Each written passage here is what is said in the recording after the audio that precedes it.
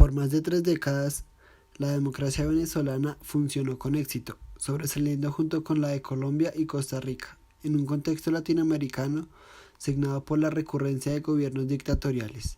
No obstante, a partir de 1989, el país se sumergió en una severa crisis que sembró dudas acerca del llamado excepcionalismo venezolano. En la actualidad han resurgido viejas inquietudes acerca de las condiciones y posibilidades del funcionamiento del orden democrático en el país. Los expertos se preguntan, ¿cuáles son los determinantes de la crisis del sistema político venezolano? ¿Qué lecciones se pueden extraer de los logros de la deficiencia de los 35 años del régimen democrático en el país? ¿Qué perspectivas de corto y mediano plazo se plantean en el sistema político venezolano? ¿Y qué condiciones son las necesarias para garantizar la estabilidad y legitimidad de la democracia en Venezuela? La crisis en Venezuela hace referencia a la crisis política, económica y social durante la presidencia de Hugo Chávez y que ha continuado en la presidencia de Nicolás Maduro, marcada por una fuerte hiperinflación, aumento de pobreza y reaparición de enfermedades erradicadas, delincuencia e incrementos de la mortalidad, trayendo como resultado una emigración masiva del país.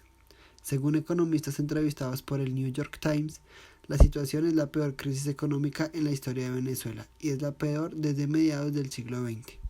Diversos investigadores han comparado aspectos de la crisis como el desempleo y la contracción del PIB con la posguerra de Bosnia y Rusia, Cuba y Albania tras el colapso de la Unión Soviética.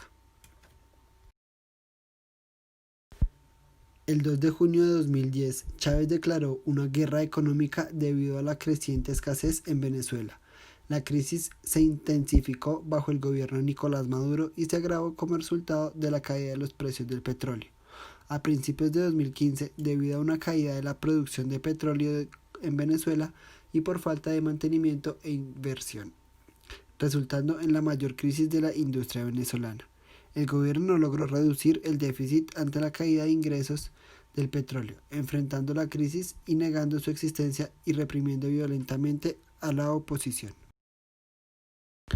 Se ha criticado que no existe separación de poderes, ya que en las instituciones del Poder Ejecutivo hay una falta de control judicial sobre el objeto del libro del Tribunal Supremo de Justicia.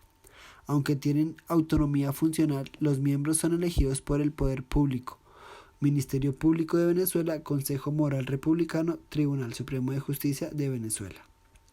Los eventos ocurridos tras las elecciones presidenciales, principalmente las manifestaciones ocurridas por el resultado electoral en el que Nicolás Maduro, del Gran Polo Patriótico, es elegido presidente de Venezuela, condujeron a una serie de protestas y manifestaciones en todos los estados del país.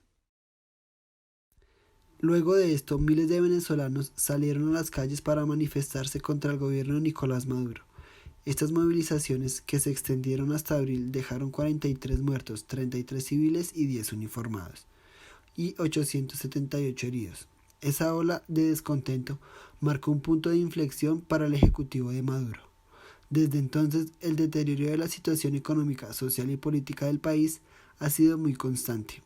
Aunque Maduro superó políticamente las llamadas guarimbas, barricadas, estas mostraron un país que hoy intenta sobrevivir a una crisis sin precedentes. La situación de los derechos humanos se ha agravado.